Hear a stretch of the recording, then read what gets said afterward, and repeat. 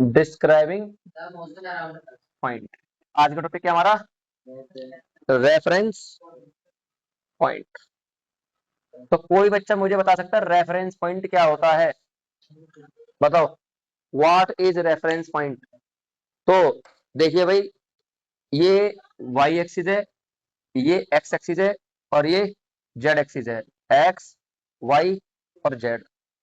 और ये इसका ओरिजिन है। क्या है इसका ये?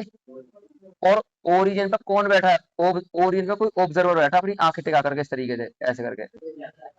हाँ, ये ऑब्जर्वर है। और यहाँ पर ये जो थ्री डायमेंशनल सिस्टम है, इसके अंदर एक एम मास की बॉडी ऐसे करके मूव कर रही है, ऐसे करके, ऐसे करके। ठीक है भाई, एम मास की बॉडी मूव कर रही है।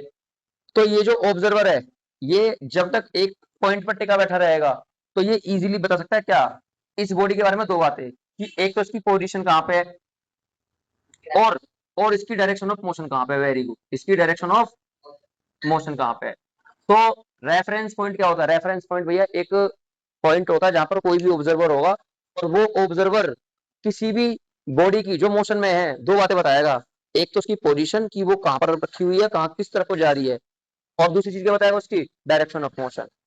ठीक है भाई, तो रेफरेंस पॉइंट आपको समझ में आ गया। हम किसी भी चीज को मोशन में या रेस्ट में डिफाइन करेंगे अकॉर्डिंग टू रेफरेंस पॉइंट।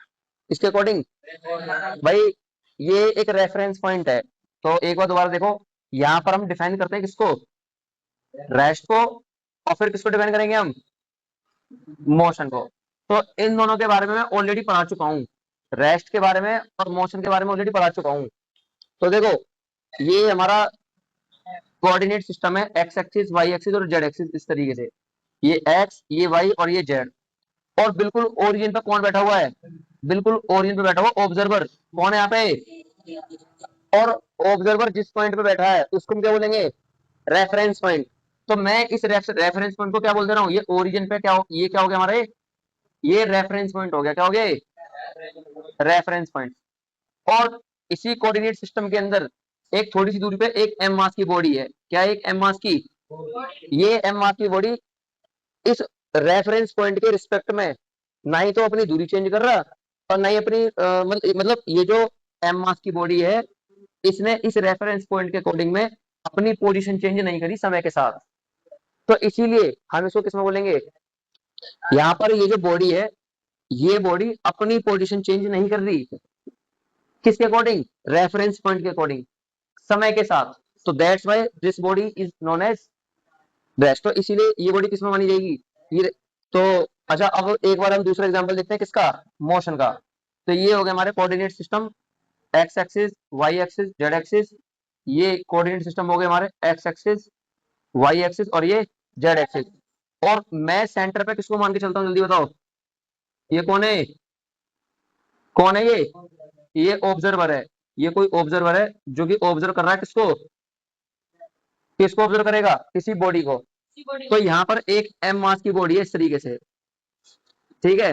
और थोड़ी देर बाद ये एम मास की बॉडी थोड़ी आगे को चले गई। मतलब इस एम मास की बॉडी ने अपनी पोजीशन चेंज कर दी। पहले रेफरेंस पॉइंट के बीच में और बॉडी के बीच में कितनी दूरी थी? X, x1। और थोड़ी देर बाद रेफरेंस पॉइंट और बॉडी के बीच में कितनी दूरी हो गई? x2। तो मतलब बॉडी ने रेफरेंस पॉइंट के रिस्पेक्ट में अपनी दूरी बढ़ाई है, तो उसकी पोजीशन चेंज हो गई। तो इसीलिए हम इस बॉडी को मोशन में बोलेंगे किस तरफ को? इस तरफ को। तो एक बॉडी मोशन में तब कही जाएगी जब वो अपनी पोजीशन चेंज करे अकॉर्डिंग टू रेफरेंस पॉइंट, समय के साथ। तो the body said to be in motion. ये दोनों डेफिनेशन लिखी हुई है आपकी बुक के अंदर। तो जरा जाओ एक बार बुक खोल करके देखो। बुक में देखो, यहाँ साफ साफ लिखा है। देखो क्या लिखा है, यहाँ पे लिखा है, if the position of a object, अगर किसी ऑब्जेक्ट की position, if the position of object with respect to the reference point, किसी ऑब्जेक्ट की पोजीशन रेफरेंस पॉइंट के अनुसार, है ना, लिखा है चेंजेस विद टाइम, तो अगर वो समय के साथ चेंज होती है, then the body said to be in motion, तो वो बॉडी किसमें कही जाएगी? मोशन में। और अब आगे लिखिए रेस्ट की डेफिनेशन। तो रेस्ट में क्या लिखा है? ऑन द अदर हैंड, मतलब दूसरी तरफ क्या है? The object is said to be at rest, कोई वस्तु रेस्ट में तब कही जाएगी if its position with respect to reference point अगर इसकी पोजीशन रेफरेंस पॉइंट के अनुसार ये इसके रिस्पेक्ट में चेंज ना हो समय के साथ, तो then the body said to be, ये दोनों डेफिनेशन लिख लेना कॉपी में, डिस्टेंस एंड डिस्प्लेसमेंट। तो एक बार हम डिस्टेंस और डिस्प्लेसमेंट के बारे में पढ़ते हैं। तो सबसे पहले हम पढ़ते हैं किसके बारे में, और डिस्टेंस को हिंदी में क्या बोलते हैं, दूरी। ठीक है, तो ये एक इनिशियल पॉइंट है और ये एक फाइनल पॉइंट है। आप इनिशियल पॉइंट पर क्या मान सकते हो, अपना घर। फाइनल पॉइंट पर क्या मान सकते हो आप, अपना स्कूल, वेरी गुड, ट्यूशन मान सकते हो, है ना। और आपको इनिशियल से फाइनल पॉइंट पर जाना है, तो आप अपने घर से लेकर के स्कूल तक जब आप जाओगे और आप जो भी लेंथ ट्रेवल करोगे, जो भी पाथ कवर करोगे, उस पूरी लेंथ को जो आपने एक्चुअल में कवर करी है, उस पूरी लेंथ को हम क्या बोलते हैं। और जब आप डिस्टेंस को कवर करते हो तो यहाँ पर कोई भी फिक्स डायरेक्शन नहीं होती। तो आप देख पा रहे हो हर पॉइंट पे क्या चेंज हो रही है, डायरेक्शन चेंज हो रही है। तो क्या लिखोगे डिस्टेंस के बारे में, द एक्चुअल पाथ, मतलब लेंथ भी लिख सकते हो उसकी जगह पे, the actual path covered by the body during motion is called distance। उसको हम क्या बोलते हैं, उसको हम डिस्टेंस बोलते हैं। ठीक है भाई, और यहाँ पर डिस्टेंस को किस में नापा जाएगा, तो यूनिट बताओ, यूनिट ऑफ डिस्टेंस, डिस्टेंस को किस में नापा जाएगा, तो या तो हम इसको मीटर में नापेंगे या फिर हम इसको किलोमीटर में नापेंगे, और मीटर को एम से रिप्रेजेंट करेंगे और किलोमीटर को के एम से रिप्रेजेंट करेंगे। और ये तो होगी डेफिनेशन, ये होगी इसकी यूनिट। और तीसरी बात पता क्या है, तीसरी बात ये है, distance is a scalar quantity. भाई ये हमारी एक स्केलर क्वांटिटी होती है, कौन, डिस्टेंस। क्यों, बिकॉज इट हैज, हाँ because it has only magnitude, only magnitude, but no fixed direction. यहाँ तक समझ में आ गया। डिस्टेंस के लिए अभी इतना ही। अब हम किसके बारे में पढ़ेंगे जल्दी बताओ, तो डिस्प्लेसमेंट का एक शॉर्टकट में क्या बोलेंगे इसको, मतलब इसका छोटा नाम दो उसको डिस्प्लेसमेंट को, तो उसको शॉर्टेस्ट पाथ बोलेंगे। क्या बोलेंगे इसको, शॉर्टेस्ट पाथ। आप अपने रियल लाइफ में कहते हो ना हमको ये शॉर्टकट लेना है, तो अगर आप उस शॉर्टकट को एक सीधी लाइन में चल रहे हो, बिल्कुल बिल्कुल स्ट्रेट डायरेक्शन में, तो उसको हम डिस्प्लेसमेंट कह सकते हैं। तो देखो भाई, ये एक इनिशियल पॉइंट हो गया और ये एक फाइनल पॉइंट है। इनिशियल पॉइंट पे आप घर इमेजिन कर लो, फाइनल पॉइंट पे आप क्या इमेजिन कर लो, हॉस्पिटल इमेजिन कर लो। हम डिस्प्लेसमेंट पढ़ रहे हैं, डिस्प्लेसमेंट का मतलब होता है शॉर्टेस्ट पाथ, और ये इनिशियल पॉइंट, ये फाइनल पॉइंट। इनिशियल पे हमने घर इमेजिन कर लिया और फाइनल पे हॉस्पिटल। घर से कहाँ जा रहे हैं, कुछ गड़बड़ होगी होगी इसलिए जा रहे हैं घर से हॉस्पिटल, है ना। और घर से हॉस्पिटल आराम से जाना चाहिए, जितनी जल्दी हो सके उतनी जल्दी जाना चाहिए, जल्दी जल्दी जाना चाहिए भाई, आदमी मर जाएगा इतनी देर में। तो कहने का ये सिर्फ तभी पॉसिबल है जब आप बिल्कुल सीधे चलोगे, जब आप बिल्कुल सीधे चलोगे। तो आप इस केस में, मतलब जब कभी भी कोई बॉडी डिस्प्लेसमेंट तय करती है तो वो एक फिक्स डायरेक्शन में मोशन करती है। यहाँ पर डायरेक्शन ऑफ मोशन बिल्कुल फिक्स है, और डायरेक्शन क्या है, फ्रॉम होम टू हॉस्पिटल। तो अब जल्दी से बताओ डिस्प्लेसमेंट को आप कैसे डिफाइन करोगे, बताइए। द शॉर्टेस्ट, नहीं नहीं नहीं नहीं नहीं, the shortest path between two points when body travel, या when body move in fixed direction. ठीक है भाई, इज कॉल्ड डिस्प्लेसमेंट। तो भाई मैंने यहाँ पे लिखा, जब भी कोई बॉडी मोशन में हो, मोशन के दौरान जब वो बिल्कुल सीधे चलेगी एक फिक्स डायरेक्शन में, तो उस वक्त जो उसने डिस्टेंस कवर करी है उसको हम क्या बोलेंगे, डिस्प्लेसमेंट। इसके बाद यूनिट, तो यूनिट बताओ डिस्प्लेसमेंट की क्या है, डिस्प्लेसमेंट की यूनिट क्या है हमारी, वही या तो किलोमीटर या फिर मीटर। ठीक है। और तीसरी बात, displacement, displacement is a vector quantity. कौन सी क्वांटिटी होती है? क्यों? Because it has both magnitude and direction. इसके पास मैग्नीट्यूड और डायरेक्शन दोनों चीजें होती हैं, तो इसीलिए वेक्टर क्वांटिटी है। ठीक है, जिसको जो कुछ लिखना है जल्दी लिखो। ये एक तो रोड है, और रोड की लेंथ को मैं एक तरीके से नंबर लाइन पर रिप्रेजेंट कर रहा हूँ इस तरीके से। ठीक है, ये कितना हो गया? ये हो गया 0। ठीक है, फिर ये 20 मीटर। फिर इसके बाद ये हो गया हमारा 40 मीटर। और ऐसे ही चलते चलते चलते चलते कितना आ जाएगा हमारा? ये हमारा 100 मीटर। कितना है ये? 100 मीटर। और यहाँ पर ये -20। और ये हो गया हमारा यहाँ पर -40। ये हो गया -40। ठीक है भाई। यहाँ पर हमारे दो एथलीट हैं, तो ये तो हो गया O पॉइंट, ये हो गया B पॉइंट, ये हो गया A पॉइंट, और ये C पॉइंट। क्या आपको ये A, B, O और C ये तीनों पॉइंट दिखाई दे रहे हैं? ओके, अब मेरी बात सुनो। एक एथलीट कहां पर खड़ा हुआ है? O पे। और एक एथलीट कहां पर खड़ा हुआ है? B पे, इस तरीके से। और जो ये वाला एथलीट है, इस वाले एथलीट का नाम मैं पता क्या लिख दे रहा हूँ? अर्जुन। क्या नाम है इसका? और इस वाले एथलीट का नाम बताओ क्या है? इसका नाम है अंकुर। Very good. तो अब मेरी बात सुनो, जो जो अर्जुन है वो O पॉइंट से कहां पर आ गया? ये O पॉइंट से C पॉइंट पर आ गया। कहां पर आ गए? O से C पर। और ये जो अंकुर है, ये अंकुर कहां से कहां पर आ गया? पहले अंकुर B पॉइंट से कहां पे गया? A पॉइंट पे। और A पॉइंट से वापस B पॉइंट पे। और B पॉइंट से कहां पर? O पॉइंट पे। और O पॉइंट पे कहां पे? C पॉइंट पे। और C पॉइंट पे हमारा अर्जुन भी खड़ा है, और C पॉइंट पे हमारा अंकुर भी। मतलब दोनों एक ही जगह पहुंच गए। आपने आप मिलने और भाई क्या हालचाल है तेरे? ठीक है, आपको प्रॉब्लम समझ में आ गई? ठीक है, अब आप पता क्या बताना है? आपको दो बातें बतानी है। Find distance and displacement covered by both Ankur and Arjun. Ankur ने और अर्जुन ने दोनों ने कितनी डिस्प्लेसमेंट तय करी है, ये आपको बताना है। बता सकते हो? चलो सबसे पहले हम अर्जुन को देखते हैं। किसको देखते हैं? तो ये हमारा पहला एथलीट है। एथलीट का नाम क्या है? एथलीट का नाम है, एथलीट की स्पेलिंग ठीक है हमारी? नहीं।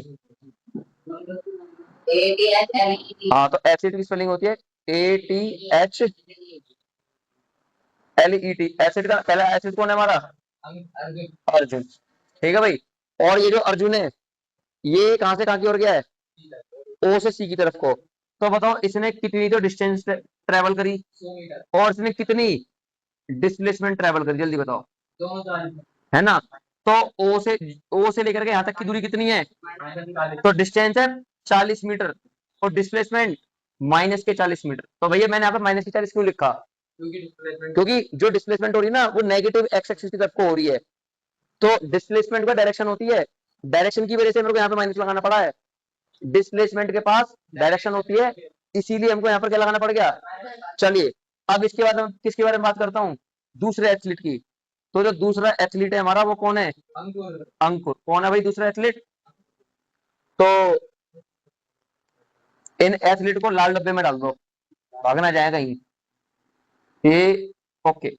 चलो बताइए, जो अंकुर है इसने कितनी डिस्टेंस ट्रेवल करी? बताओ। पहले ये O से B पे गया होगा।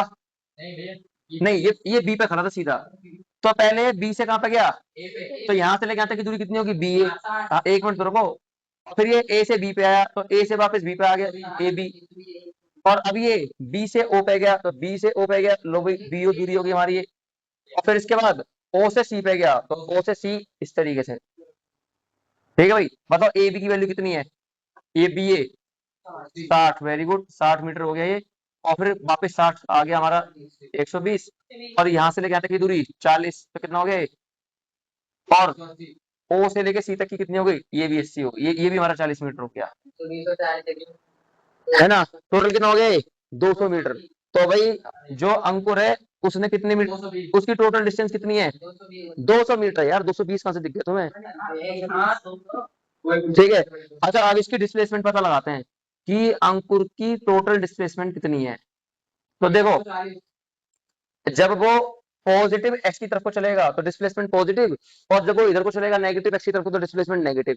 तो पहले वो बी से कहां पे गया, तो पहले वो बी से ए पे गया था तो प्लस के बी ए, ठीक है भाई। और फिर ए से वापस कहां पे आया हमारा, बी पे, तो क्या लिखेंगे इसको, माइनस के बी ए, ठीक है भाई। और फिर बी से लेकर के कहां पे आया हमारा वो, तो क्या लिखेंगे इसको हम, माइनस के, जल्दी बताओ, जल्दी बताइए, माइनस के बीओ। और फिर इसके बाद फिर बी से कहां पे गया था वो, सी पे, तो ये माइनस के सीओ, ठीक है भाई। तो बताओ बी ए की वैल्यू कितनी है, 60, और इसकी वैल्यू कितनी है, माइनस के 60, ठीक है भाई। और इसकी वैल्यू कितनी है, बी से लेके ओ तक की माइनस के 40, और ये सी से लेके ओ तक की वैल्यू कितनी है, ये भी हमारा माइनस के 40 है। तो भाई देखो प्लस के 60 से माइनस के 60 कट जाएगा, माइनस के 40 और माइनस के 40 कितने हो गए, माइनस के 80 मीटर। मतलब जहां पर भी अंकुर खड़ा था, जहां पर भी अंकुर खड़ा था, जहां पर भी अंकुर खड़ा था, अंकुर ने, अंकुर की जो डिस्प्लेसमेंट है वो माइनस के 80 तरफ होगी। मतलब एक बात बताओ, यहां से लेकर के यहां तक की दूरी कितनी होगी, कितनी इन दोनों पॉइंट के बीच में दूरी, 80। पर अंकुर नेगेटिव एक्स एक्सिस की तरफ चला था ना, तो इसीलिए इसकी डिस्प्लेसमेंट माइनस के 80 मीटर आई है, ठीक है। और अर्जुन कहां पर आ था, यहाँ पे, तो अर्जुन भी फाइनली हमारा सी पॉइंट पे चला गया, तो इसकी डिस्प्लेसमेंट कितनी आई, माइनस के 40, तो हो गया, ठीक है भाई। तो हमने यहाँ पे देखा जब भी हम चलते हैं तो हमारी डिस्टेंस और डिस्प्लेसमेंट दोनों अलग अलग होती हैं। और आपको यहाँ पे एक बात ध्यान रखनी है, जो डिस्टेंस होती है, जो हमारा डिस्टेंस होता है, डिस्टेंस हमेशा बड़ा होगा किससे, किससे भाई, डिस्प्लेसमेंट से। और कभी कभी वो बराबर भी हो सकता है। बराबर वो कब होगा, जब बॉडी बिल्कुल स्ट्रेट चलेगी। तो बॉल को ऊपर फेंका, फेंकने के बाद वो एक मैक्सिमम हाइट तक पहुंची, और मैक्सिमम हाइट कितनी है यहाँ पे हमारी, और 140 मीटर पहुंचने के बाद फिर वो वापस नीचे। तो वो किस किस पॉइंट से गुजर रही थी, वो कहाँ कहाँ से पास करी, वो ओ पॉइंट से, ए पॉइंट से, बी पॉइंट से और सी पॉइंट से। तो इन पॉइंट से होती हुई वो वापस नीचे आ गई थ्रोअर के पास। क्या नहीं, नीचे कोई पॉइंट नहीं है, जितने पॉइंट से मैं बना दिए, ऐसे करके थ्रोअर ने ऊपर फेंकी और वापस थ्रोअर के पास, ठीक है। अब इसकी वजह से आपको ये टेबल फिल करनी है। तो इस टेबल में क्या है, तो भाई इस टेबल में है total distance travel by the ball from O point. मतलब इस वाली टेबल में हमको क्या बतानी है, ओ के बाद क्या बतानी है, डिस्टेंस। और कहां से बतानी सारी डिस्टेंस, ओ पॉइंट से। और इस वाले यहाँ पे क्या फिल करना है हमको, डिस्प्लेसमेंट। और सारी डिस्प्लेसमेंट कहां से नापनी है हमको, ओ पॉइंट से। तो चलो जब हम इस बॉल को फेंक रहे थे ऊपर की तरफ को, तो इसकी ओ पॉइंट से कितनी दूरी थी, अभी वो ओ पॉइंट पे ही है, जीरो, वेरी गुड। तो यहाँ पे जीरो फिल कर दो, 0 मीटर, ठीक है भाई। और डिस्प्लेसमेंट ये भी जीरो होगी हमारी, वेरी गुड। अब जब वो ओ से ए तक पहुंच गई थी, तो यहाँ तक, यहाँ से लेकर यहाँ तक की जो डिस्टेंस है वो कितनी हो गई थी, 40 सेंटीमीटर। और यहाँ से लेकर के ए तक की डिस्प्लेसमेंट ये भी 40 सेंटीमीटर, क्योंकि यही शॉर्टेस्ट पाथ है इस वक्त हमारा, ठीक है भाई। अब ये ओ से लेकर के कहां तक, बी तक। तो ओ से लेकर बी तक की टोटल डिस्टेंस 140 सेंटीमीटर, और डिस्प्लेसमेंट ये भी 140 सेंटीमीटर, क्योंकि यही हमारी शॉर्टेस्ट पाथ है। अब इसके बाद अब बॉडी कहां पर आ गई हमारी, बी से होते हुए कहां पे आ गई, फिर वो हमारी वो नीचे की तरफ को सी पर आ गई हमारी वो। तो बताओ ओ से लेकर के सी तक की डिस्टेंस कितनी हुई। तो देखो पहले बॉडी ने कितनी दूरी तय करी, ये 140 तो यहाँ तक गई, और 140 के बाद फिर वापस यहाँ पे आई। तो बताओ 140 और 80 के बीच में कितनी दूरी है, 60। तो 140 ऊपर गई और 60 फिर नीचे आई। तो 60 और 140 कितने हो गए, 200। कैसे, क्या बोल रहे हो यार तुम ये, 200 सेंटीमीटर। मेरी बात सुनो, 140, पहले तो ये बताओ मेरे को, 80 सेंटीमीटर के बीच में और 140 के बीच में कितने का अंतर है, 60 का। तो 140 सेंटीमीटर तो ऊपर गई, वापस फिर कितना है, इसी तक 60 ही तो वही। तो 180 और 60 कितने हो गए, 200। तो 200 लिख दिया हमने यहाँ पे। और डिस्प्लेसमेंट कितनी होगी, डिस्प्लेसमेंट मतलब शॉर्टेस्ट पाथ, मतलब यहाँ से लेके यहाँ तक की दूरी कितनी है अब, ओ तक की, तो ये डिस्प्लेसमेंट हमारी 80, मतलब इसको हम ऐसे ले सकते हैं, ये 140 सेंटीमीटर तक तो ऊपर गई, पर नीचे कितनी आई वापस 60 सेंटीमीटर, तो 140 में 60 घटाओगे तो कितना बचेगा, तो 80 सेंटीमीटर क्या है इसकी डिस्प्लेसमेंट। तो यहाँ पे क्या फिल करना है हमको, 80 सेंटीमीटर।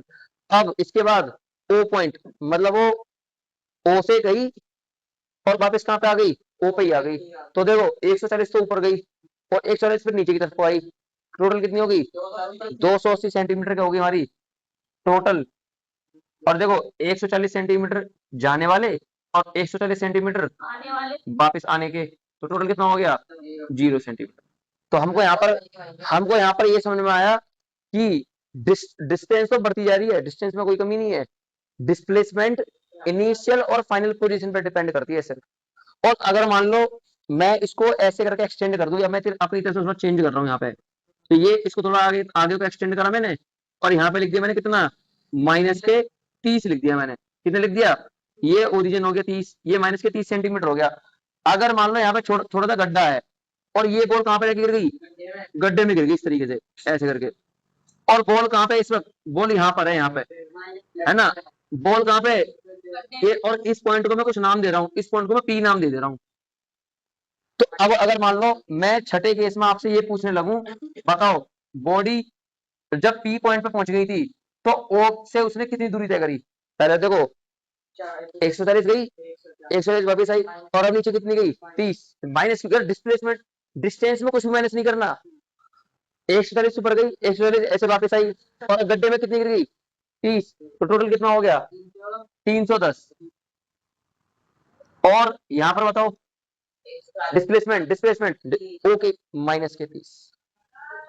तो भाई मेरी बात समझो, जो डिस्टेंस है वो हमेशा पॉजिटिव रहेगा, distance distance is always distance is always positive, ये हमेशा पॉजिटिव रहेगा, कभी नेगेटिव नहीं होगा, ना ही कभी जीरो होगा, है ना भाई, and can never be zero और नेगेटिव ड्यूरिंग मोशन, मतलब जब आपकी बॉडी मोशन करेगी, मोशन के दौरान डिस्टेंस हमेशा पॉजिटिव रहेगा, ना ही कभी जीरो होगा ना ही कभी नेगेटिव होगा। लेकिन अगर हम बात करें किसकी, but displacement displacement can be positive, zero और नेगेटिव डिपेंडिंग ऑन सिचुएशन। तो ये बात किस पे डिपेंड करती है, सिचुएशन पे ना। एक बॉल को ऊपर फेंका और फेंकने के बाद वो एक मैक्सिमम हाइट तक पहुंची, और मैक्सिमम हाइट कितनी है यहाँ पे हमारी, और 140 मीटर पहुंचने के बाद फिर वो वापस नीचे, तो वो किस किस पॉइंट से गुजर रही थी, वो कहाँ कहाँ से पास करी, वो ओ पॉइंट से, ए पॉइंट से, बी पॉइंट से और सी पॉइंट से, तो इन पॉइंट से होती हुई वापस नीचे आ गई थ्रोअर के पास। क्या नहीं, नीचे कोई पॉइंट नहीं है, जितने पॉइंट से मैं बना दिए, ऐसे करके थ्रोअर ने ऊपर फेंकी और वापस थ्रोअर के पास, ठीक है। अब इसकी मदद से आपको ये टेबल फिल करनी है, तो इस टेबल में क्या है, तो भाई इस टेबल में है total distance travel by the ball from O point, मतलब इस वाली टेबल में हमको क्या बतानी है, क्या बतानी है, डिस्टेंस, और कहां से बतानी सारी डिस्टेंस, ओ पॉइंट से, और इस वाले यहाँ पे क्या फिल करना हमको, डिस्प्लेसमेंट, और सारी डिस्प्लेसमेंट कहां से नापनी है हमको, ओ पॉइंट से। तो चलो जब हम इस बॉल को फेंक रहे थे ऊपर की तरफ को, तो इसकी ओ पॉइंट से कितनी दूरी थी, अभी वो ओ पॉइंट पे ही है, जीरो, वेरी गुड, तो यहाँ पे जीरो फिल कर दो, 0 मीटर, ठीक है भाई। और डिस्प्लेसमेंट ये भी जीरो होगी हमारी, वेरी गुड। अब जब वो ओ से ए तक पहुंच गई थी, तो यहाँ से लेकर यहाँ तक की जो डिस्टेंस है वो कितनी हो गई थी 40 सेंटीमीटर, और यहाँ से लेकर के ए तक की डिस्प्लेसमेंट ये भी 40 सेंटीमीटर, क्योंकि यही शॉर्टेस्ट पाथ है इस वक्त हमारा, ठीक है भाई। अब ये ओ से लेकर के कहां तक, बी तक, तो ओ से लेकर बी तक की टोटल डिस्टेंस 140 सेंटीमीटर, और डिस्प्लेसमेंट ये भी 140 सेंटीमीटर, क्योंकि यही हमारी शॉर्टेस्ट पाथ है। अब इसके बाद अब बॉडी कहां पर आ गई हमारी, बी से होते हुए कहां पे आ गई, फिर वो हमारी वो नीचे की तरफ को सी पर आ गई हमारी वो। तो बताओ ओ से लेकर के सी तक की डिस्टेंस कितनी हुई, तो देखो पहले बॉडी ने कितनी कितनी दूरी तय करी, ये 140 तो यहाँ तक गई और 140 के बाद फिर वापस यहाँ पे आई, तो बताओ 140 और 80 के बीच में कितनी दूरी है, 60। तो 140 ऊपर गई और 60 फिर नीचे आई, तो 60 और 140 कितने हो गए, 200। कैसे क्या बोल रहे हो यार तुम, ये 200 सेंटीमीटर। मेरी बात सुनो, 140 पहले तो ये बताओ मेरे को, 80 सेंटीमीटर के बीच में और 140 के बीच में कितने का अंतर है, 60 का। तो 140 सेंटीमीटर तो ऊपर गई, वापस फिर कितना है इसी तक, 60 ही तो वही। तो 180 और 60 कितने हो गए, 200। तो 200 लिख दिया हमने यहाँ पे। और डिस्प्लेसमेंट कितनी होगी, डिस्प्लेसमेंट मतलब शॉर्टेस्ट पाथ, मतलब यहाँ से लेके यहाँ तक की दूरी कितनी है अब, ओ तक की। तो ये डिस्प्लेसमेंट हमारी 80, मतलब इसको हम ऐसे ले सकते हैं, ये 140 सेंटीमीटर तक तो ऊपर गई, पर नीचे कितनी आई वापस, 60 सेंटीमीटर। तो 140 में 60 घटाओगे तो कितना बचेगा, तो 80 सेंटीमीटर क्या है इसकी डिस्प्लेसमेंट। तो यहाँ पे क्या फिल करना है हमको, 80 सेंटीमीटर। अब इसके बाद ओ पॉइंट, मतलब वो ओ से गई और वापस कहाँ पे आ गई, ओ पे ही आ गई। तो देखो 140 तो ऊपर गई और 140 फिर नीचे की तरफ को आई, टोटल कितनी होगी, 280 सेंटीमीटर क्या होगी हमारी टोटल। और देखो 140 सेंटीमीटर जाने वाले और 140 सेंटीमीटर वापस आने के, तो टोटल कितना हो गया, 0 सेंटीमीटर। तो हमको यहाँ पर ये समझ में आया कि डिस्टेंस तो बढ़ती जा रही है, डिस्टेंस में कोई कमी नहीं है, डिस्प्लेसमेंट इनिशियल और फाइनल पोजीशन पर डिपेंड करती है सिर्फ। और अगर मान लो मैं इसको ऐसे करके एक्सटेंड कर दूं, या मैं अपनी तरफ से उसमें चेंज कर रहा हूँ यहाँ पे, तो ये इसको थोड़ा आगे आगे को एक्सटेंड करा मैंने, और यहाँ पे लिख दिया मैंने कितना, माइनस के 30 लिख दिया मैंने। कितने लिख दिया, ये ओरिजिन हो गया 30, ये माइनस के 30 सेंटीमीटर हो गया। अगर मान लो यहाँ पे थोड़ा सा गड्ढा है और ये बॉल कहाँ पे जाके गिर गई, गड्ढे में गिर गई इस तरीके से ऐसे करके, और बॉल कहाँ पे इस वक्त, बॉल यहाँ पर है, यहाँ पे है ना, बॉल कहाँ पे, ये, और इस पॉइंट को मैं कुछ नाम दे रहा हूँ, इस पॉइंट को मैं पी नाम दे दे रहा हूँ। तो अब अगर मान लो मैं छठे केस में आपसे ये पूछने लगूं, बताओ बॉडी जब पी पॉइंट पे पहुंच गई थी तो ओ से उसने कितनी दूरी तय करी, पहले देखो 140 गई, 140 वापस आई, और अब नीचे कितनी गई, 30। माइनस की डिस्प्लेसमेंट, डिस्टेंस में कुछ भी माइनस नहीं करना, 140 ऊपर गई, 140 ऐसे वापस आई, और गड्ढे में कितनी गिर गई, 30। तो टोटल कितना हो गया, 310। और यहाँ पर बताओ डिस्प्लेसमेंट, डिस्प्लेसमेंट ओ के माइनस के 30। तो भाई मेरी बात समझो, जो डिस्टेंस है वो हमेशा पॉजिटिव रहेगा, distance, distance is always, distance is always positive, ये हमेशा पॉजिटिव रहेगा, कभी नेगेटिव नहीं होगा, ना ही कभी जीरो होगा, है ना भाई। And can never be zero और नेगेटिव ड्यूरिंग मोशन, मतलब जब आपकी बॉडी मोशन करेगी, मोशन के दौरान डिस्टेंस हमेशा पॉजिटिव रहेगा, ना ही कभी जीरो होगा ना ही कभी नेगेटिव होगा। लेकिन अगर हम बात करें किसकी, but displacement, displacement can be positive, zero और नेगेटिव डिपेंडिंग ऑन सिचुएशन। तो ये बात किस पे डिपेंड करती है, सिचुएशन पे, ठीक है भाई। तो हम देख पा रहे हैं हमारी डिस्प्लेसमेंट जीरो भी है, पॉजिटिव भी है और नेगेटिव भी है। डिस्प्लेसमेंट कैन नेगेटिव भी हो सकती है, पॉजिटिव भी हो सकती है और जीरो भी हो सकती है। आपको ये समझ में आ गया, ये हमारी नई वाली एक एक्टिविटी है, एक्टिविटी नंबर कौन सा है, एक्टिविटी नंबर 4.1। तो इसको, जिसको जो लिखना जल्दी लिखो, और जिसको नहीं लिखना वो सीधे बुक में फिल कर दो।